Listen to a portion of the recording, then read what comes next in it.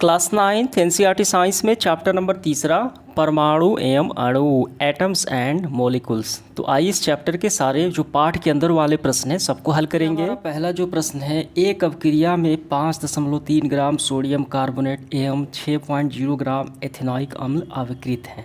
2.2 gram carbon dioxide, 8.2 gram sodium ethanoic एवं 0.9 ग्राम जल उत्पाद के रूप में प्रोडक्ट के रूप में होते हैं। तो इस अवक्रिया द्वारा दिखाइए कि ये परीक्षण द्रव्यमान संरक्षण के नियम के अनुरूप है। यहाँ पे देखिए जो बताया गया है, यहाँ पे इसका समीकरण है। तो द्रव्यमान संरक्षण का नियम क्या कहता है कि LHS और RHS में जो तत्व हैं उनके परमाणुओं की संख्या है, उनका भार है, वो बराबर होना चाहिए। अगर बराबर है इसका मतलब द्रव्यमान संरक्षण के नियम के अनुरूप होगा। ठीक है, जैसे यहाँ पे देखिए क्या है, सोडियम कार्बोनेट, एथेनॉइक अम्ल, सबका भार भी दिया गया है। ठीक है, ये हो गए LHS में, ये हो गए RHS में। ये दोनों रिएक्ट करते हैं तो क्या बनते हैं, सोडियम एथेनॉइक, कार्बन डाइऑक्साइड और जल बनते हैं। ठीक है, तो इनके हम देखिए जो भार दिए गए उनको हम जोड़ लेंगे, LHS और RHS। अगर बराबर आ जाता है तो अनुरूप हो जाएगा। तो इस तरीके से हमें हल करना है। दी गई अवक्रिया, यहाँ पे अभिकारक है, यहाँ पे प्रतिफल है, रिएक्ट और प्रोडक्ट। देखिए अभिकारक में क्या है, सोडियम कार्बोनेट प्लस एथेनॉइक अम्ल। सोडियम कार्बोनेट कितना है, 5.3 है। ठीक है, और एथेनॉइक अम्ल कितना है, 6.0 है। ठीक, ये ग्राम में दिए गए हैं। तो रिएक्ट करते हैं तो बनाते हैं प्रोडक्ट, प्रतिफल, sodium ethanoic plus carbon dioxide और जल।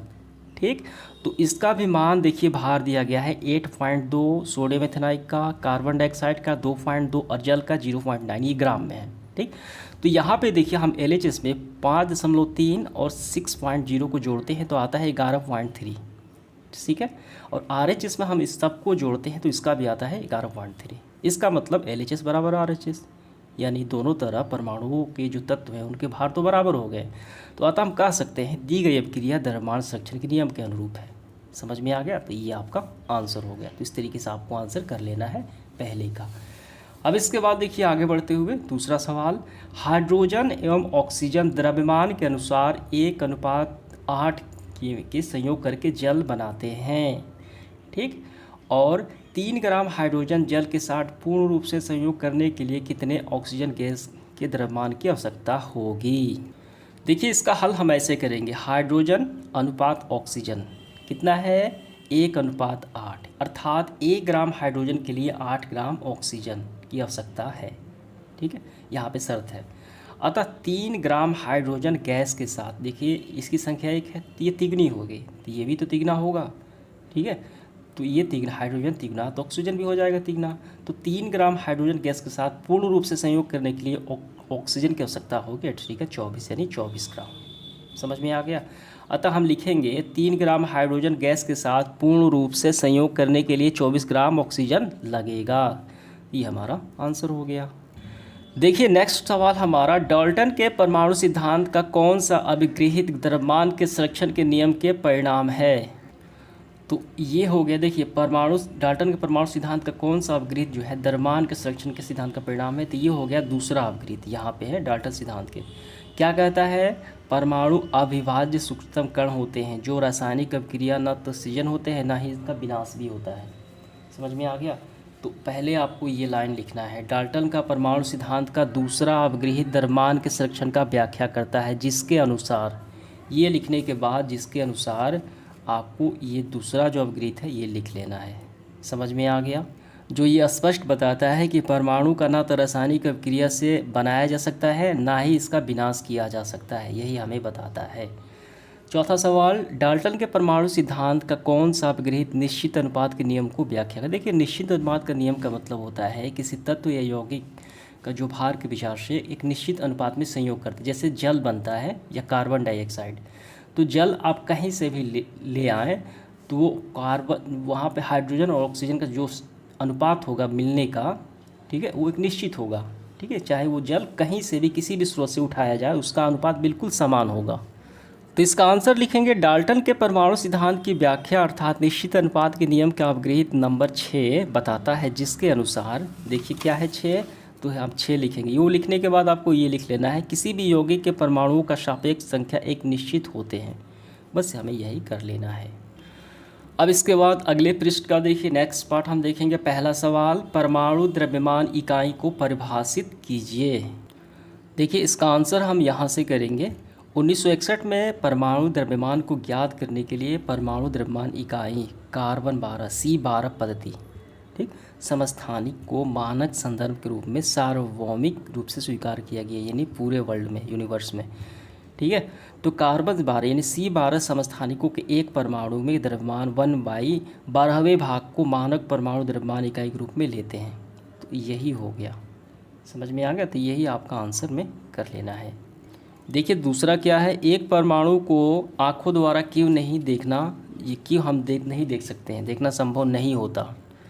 तो इसका मुख्य कारण है परमाणु का आकार इतना सूक्ष्म होता है कि हम नंगी आंखों से नहीं देख सकते। समझ में आ गया। देखिए नेक्स्ट पार्ट, अब अगले पृष्ठ का जो प्रश्न दिया गया है, पहला है निम्न के सूत्र हमें लिखना है। यहाँ पे 4 हैं, तो इसका हम रासायनिक सूत्र लिखेंगे। पहला है सोडियम ऑक्साइड, एल्युमिनियम क्लोराइड। आइए इसका हम सूत्र लिखते हैं। देखिए आपको ऐसे ही लिखना है, sodium oxide Na2O, aluminium chloride AlCl3, तीसरा है सोडियम सल्फाइड Na2S, और चौथा है मैग्नीशियम हाइड्रोक्साइड MgOH, ठीक है, होल ट्वाइस। ये हो गया, ये हमारा 4 हो गया। अब नेक्स्ट पार्ट में देखिए क्या है, निम्नलिखित सूत्रों द्वारा प्रदर्शित यौगिक के नाम लिखिए। यहाँ पे इनके सूत्र दिए गए हैं, हमें नाम इनके बताना है, ये कौन कौन से हैं। तो देखिए इसका भी आंसर करेंगे। पहला जो यौगिक है उसका नाम है Al2SO4, इसका नाम है एल्युमिनियम सल्फेट। दूसरा है CaCl2, कैल्शियम क्लोराइड। तीसरा है K2SO4, पोटेशियम सल्फेट। चौथा है KNO3, पोटेशियम नाइट्रेट। और आखिरी है CaCO3, कैल्शियम कार्बोनेट, यानी संगमरमर इसे बोला जाता है, ठीक है। ये हमने 5 कर लिए।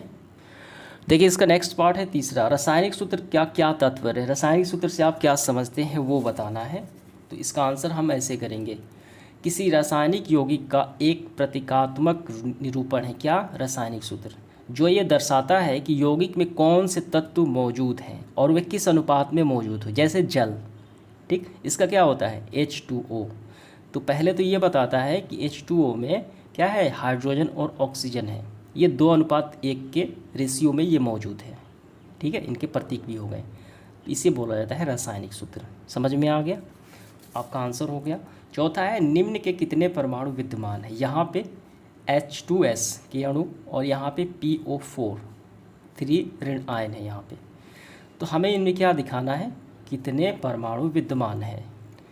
देखिए यहाँ पे आप देख पा रहे हैं कि H2S यहाँ पे हाइड्रोजन कितना है, 2 है, और इस सल्फ़र कितना है, 1 है। 2 1 कितने हो गए, 3 हो गए, 3 परमाणु तो हो गए। अब इनमें भी देखिए हमको अलग अलग भी बता देना है, 2 परमाणु हाइड्रोजन के H2 और 1 परमाणु सल्फ़र के, हो गया। यहाँ पे फास्फोरस के 1, ऑक्सीजन के 4, यानी टोटल 5 परमाणु हो गए। तो 1 परमाणु हो गए फास्फोरस के और 4 परमाणु हो गए ऑक्सीजन के, ठीक। तो टोटल हो गए 5 परमाणु। तो ये हमारा आंसर हो गया। देखिए अब नेक्स्ट पार्ट हमारा, अगले जो पृष्ठ का प्रश्न दिया गया है, 2 सवाल है। पहला है निम्न यौगिकों के आणविक द्रव्यमान हमें परिकलन करना है। बेहद आसान ये प्रश्न है, आइए हम इसका आंसर लिखते हैं। देखिए बेहद ध्यान से आपको समझना है। सबसे पहले हाइड्रोजन है, दूसरे नंबर पे ऑक्सीजन, तीसरे पे क्या है, क्लोरीन। तो हाइड्रोजन का द्रव्यमान कितना होता है, 1 होता है, ठीक है। लेकिन यहाँ पे 2 है, यहाँ पे कितना है, H2 लिखा गया है, 2 बार है, तो 2 से गुणा हो जाएगा। समझ में आ गया। तो ये कितना होगा, 2 होगा। ऑक्सीजन का कितना होता है, ऑक्सीजन का होता है परमाणु द्रव्यमान 16, लेकिन ये ऑक्सीजन 2 बार है, 16 दूनी 32। क्लोरीन का कितना होता है 35.5, लेकिन ये 2 बार है, तो कितना होगा 71। कार्बन डाइऑक्साइड, यहाँ पे कार्बन के होते हैं 12, देखिए अलग आ गए, यहाँ पे अलग तत्व जहाँ भी दिखे प्लस कर देना है। कार्बन का 12 तो होता है प्लस, ऑक्सीजन का होता है 16, लेकिन ये 2 बार है, 16 × 2, जो 2 बार होगा ये 1 बार होगा, उसमें गुणा हो जाएगा, तो दोनों का जोड़ देंगे 44। नेक्स्ट हमारा है CH4, कार्बन का तो होता है 12, देखिए फिर अलग आ गया, अलग तत्व हाइड्रोजन, तो प्लस लगाएंगे, हाइड्रोजन का 1 होता है, लेकिन ये 4 बार है, ठीक है। 12 और 4, 1 में 4 से गुणा होगा तो 4 ही होगा, 12 और 4 16 हो गया। फिर यहाँ पे कार्बन का देखिए होता है 12, लेकिन ये 2 बार है, यानी 2 से गुणा होगा, 12 दूनी 24, प्लस देखिए अलग हो गया, यहाँ पे अलग तत्व आ गया प्लस, हाइड्रोजन का 1 होता है लेकिन ये 6 बार है। ठीक, 6 हो गया, गुणा हो गया 12 6, देखिए 12 दूनी 24 और 6 30 हो गए। ठीक है, यहाँ पे कार्बन का तो होता है 12 लेकिन ये 2 बार है, 12 दूनी 24 प्लस होगा, अलग तत्व है। हाइड्रोजन का 1 होता है लेकिन ये 4 बार है, 12 दूनी 24 और 4 28।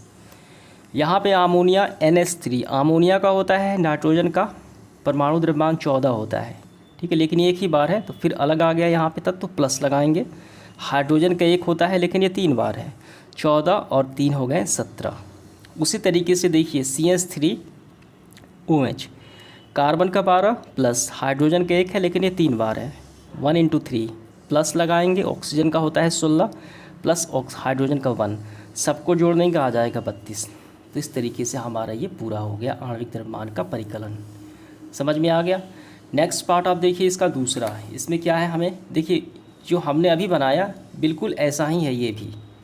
इनमें क्या करना है कि निम्न यौगिक के इकाई द्रव्यमान का परिकलन हमें करना है। यहाँ पे क्या है, ZNO, जिंक ऑक्साइड है, तो Zn का यहाँ पे तो दिया गया है, देखिए 65U। ठीक है, तो परमाणु द्रव्यमान दिया गया है 65, ऑक्सीजन का होता है 16, 65 और 16 को हम जोड़ देंगे बस आ जाएगा।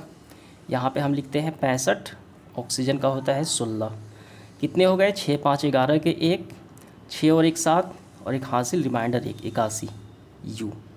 नेक्स्ट हमारा है Na2O, देखिए सोडियम का कितना है 23 है, 23 है लेकिन ये 2 बार है, गुणा 2।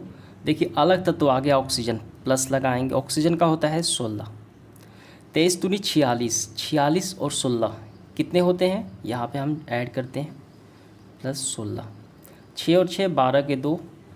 ठीक है, 4 1 5 हो गए और एक हासिल हो गया, ये हमारा हो गया 6, 62U हो गया आंसर में। नेक्स्ट पार्ट आप देखिए हमारा K2CO3, के का कितना है, यहाँ पे पोटेशियम का दिया हुआ है के का 39, यहाँ पे हम लिखेंगे 39 लेकिन ये 2 बार है, 2 से मल्टीप्लाई करेंगे। कार्बन का तो होता है 12, हम सभी जानते हैं, प्लस अलग लगाएंगे। देखिए ऑक्सीजन आ गया, अलग तत्व है, ऑक्सीजन का 16 लेकिन ये 3 बार है। यहाँ पर भी आप देख सकते हैं आसानी से। ठीक है, अब यहाँ पे सबको ऐड करते हैं हम। पहले इसको हम गुणा लगा लेते हैं, 9 दूनी 18 के 8, हासिल 1, 3 दूनी 6 और 1 7 78 प्लस 12 प्लस यहाँ पे देखिए 36 18 के 8, 3 और 1 4 हो गए 48। अब इसको हम ऐड कर लेते हैं। ठीक है, यहाँ पे देखिए 8 और 8 16 और 2 कितने होते हैं 18, 18 के 8, रिमाइंडर 1 बचा, 4 1 5 और यहाँ पे 7 7 5 12 और एक हमारा रिमाइंडर है 1 13, 138U हमारा आंसर आ गया। ठीक, तो उम्मीद करता हूँ ये आपको समझ में आ गया होगा। अब नेक्स्ट पार्ट हम देखते हैं अगले पृष्ठ का जो प्रश्न है। देखिए अगले पृष्ठ का जो प्रश्न है, यदि कार्बन परमाणु के 1 मोल का द्रव्यमान 12 ग्राम है तो कार्बन के 1 परमाणु का द्रव्यमान क्या होगा। देखिए इसका हम हल करेंगे। दिया है 1 मोल का द्रव्यमान है 12 ग्राम, तो 1 मोल में जो कण होते हैं ये एवोगाड्रो संख्या के बराबर होते हैं, 6.022 × 10⁻23, या ये 12 ग्राम के बराबर है क्योंकि 1 मोल में इतने ही तो कण हैं। तो 1 परमाणु हो जाएगा 12 ऊपर, एवोगाड्रो संख्या नीचे, इसको कैंसिल आउट करेंगे। ठीक है, तो ये आ जाएगा हमारे, ये ऊपर चला जाएगा 2 × 10⁻23 ग्राम। समझ में आ गया।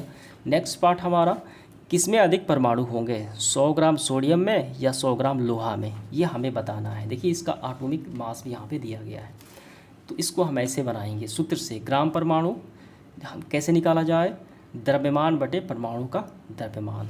तो पहले 100 ग्राम सोडियम में, ऊपर 100 नीचे इसका 23 दिया गया है। देखिए इसको हल करेंगे 4.347U आएगा, ग्राम परमाणु हमारा आ गया। अब 100 ग्राम लोहा में 100/56, इसको हल करेंगे 1.76। तो कौन ज़्यादा है, ज़्यादा तो ये सोडियम है, तो हम लिखेंगे अतः सोडियम का अधिक होगा। क्लियर हुआ। इस तरीके से हमारा सेशन समाप्त हुआ। धन्यवाद।